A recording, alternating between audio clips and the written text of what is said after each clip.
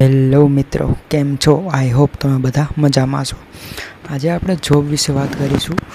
Job Indian આર્મીની 2026ની હમણાંની ભરતી. હવે આપણે આગળ વાત કરીએ વિડીયોનો હેતુ શું છે, વિડીયોમાં તમે શું જાણવા મળશે. કોણ આ ફોર્મ ભરી શકે, ફોર્મ ભરવાની ફી શું છે, સ્ટાર્ટિંગ ડેટ શું છે અને ફોર્મ ભરવાની એન્ડિંગ ડેટ શું છે, તે સિવાયની બીજી ઘણી માહિતી આપણા વિડીયોમાં લઈશું. તે માટે વિડીયોમાં આગળ બન્યા રહેજો. હવે સૌથી પહેલાં જો તમે જોબ માટે એપ્લાય કરતા હોય તો જોબ માટે જાણવું ખૂબ જરૂરી છે. ભારતીય સેનામાં કારકિર્દી બનાવવાનું સપનું રાખતા ભારતીય યુવાનો માટે ઇન્ડિયન આર્મી ભરતી 2026 ખૂબ મોટી તક બની શકે છે. જે યુવાન મિત્રનું સપનું હોય ઇન્ડિયન આર્મીમાં નોકરી કરવાનું, જેનું સપનું હોય છે ઇન્ડિયન આર્મીમાં જવાનું, તેના માટે ખૂબ મોટી તક બની શકે છે. આ ભારતીય સેનાએ 2026 માટે GD, clerk, tradesman, technical, Agniveer આર્મીની ભરતી સહિત અનેક પદો માટે નવી ભારતીય પ્રક્રિયા શરૂ કરવાની તૈયારી કરી છે. બીજી અગત્યની માહિતી જોઈએ આપણે. ભરતીનું નામ ઇન્ડિયન આર્મી ભરતી 2026. હવે ડિપાર્ટમેન્ટ ઇન્ડિયન આર્મ ફોર્સ. હવે પોસ્ટના નામ first of all GD, clerk, tradesman, technical અને અગ્નિવીર. ક્વોલિફિકેશન આ જોબમાં એપ્લાય કરવા માટે 8th pass, 10th pass, 12th pass, diploma અથવા ગ્રેજ્યુએટ આ તમામમાં એપ્લાય કરી શકે છે. અલગ અલગ પદો માટે તે આપણે આગળ જોઈશું. એપ્લાયનું મોડ ઓનલાઈન અને રેલી બેઝ રહેશે. એજની લિમિટ 17.5 વર્ષથી લઈ અને 23 વર્ષ સુધીની રહેશે. સિલેક્શન પ્રોસેસ ફિઝિકલ, મેડિકલ અને રિટન એક્ઝામ. હવે ટોટલ કેટલી જગ્યાઓ છે તે આપણે જાણી લઈએ. અગ્નિવીર જનરલ ડ્યુટી એટલે કે જીડી માટે ટોટલ 22,000 પ્લસ જગ્યાઓ છે.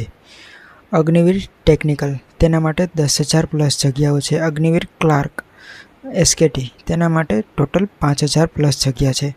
અગ્નિવીર ટ્રેડ્સમેન તેના માટે ટોટલ 8,000 પ્લસ જગ્યા છે.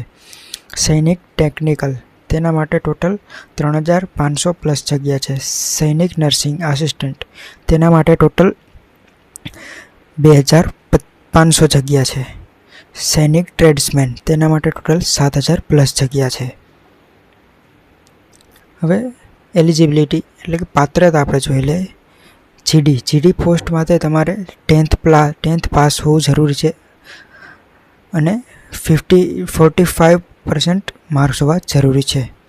ક્લાર્ક માટે તમારે 12th પાસ હોવું જરૂરી છે અને 50% હોવા જરૂરી છે. English, maths, account requirement.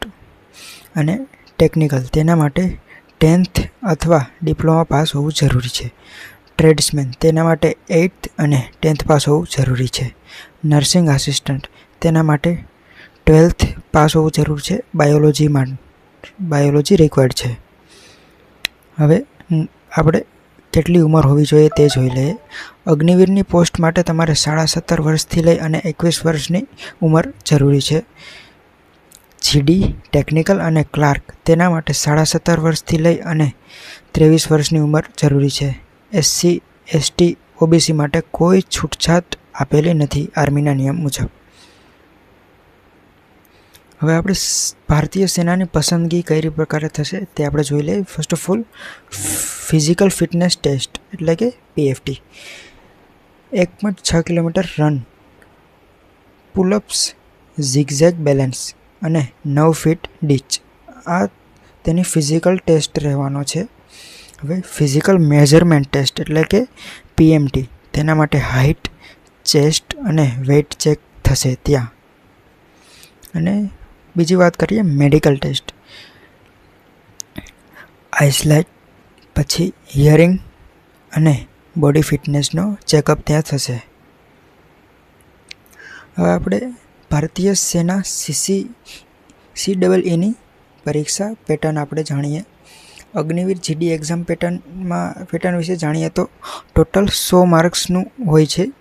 Passing mark તમારે 35 માર્ક્સ જોશે.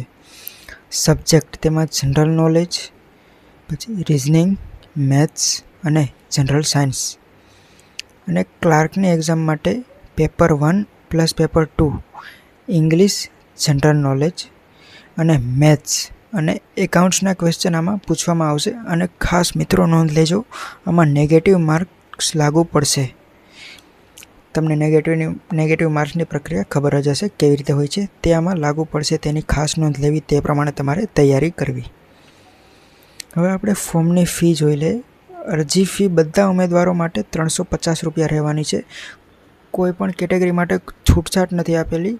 બધાને અરજી ફી સમાન છે, 250 રૂપિયા. હવે આપણે ફોર્મની સ્ટાર્ટિંગ ડેટ 13 ફેબ્રુઆરી 2026થી લઈ અને એન્ડિંગ ડેટ 1 એપ્રિલ 2026 રહેવાની છે. હવે ફોર્મ ભરવાનું પ્લેટફોર્મ તમને નીચે જણાવ્યા મુજબ છે. થેન્ક્સ ફોર વોચિંગ વિદ્યાર્થી મિત્રો. જો તમને વિડીયો સારો લાગ્યો હોય તો like, share, subscribe and comment કરવાનું ભૂલશો નહીં. થેન્ક્સ ફોર વોચિંગ વિદ્યાર્થી મિત્રો.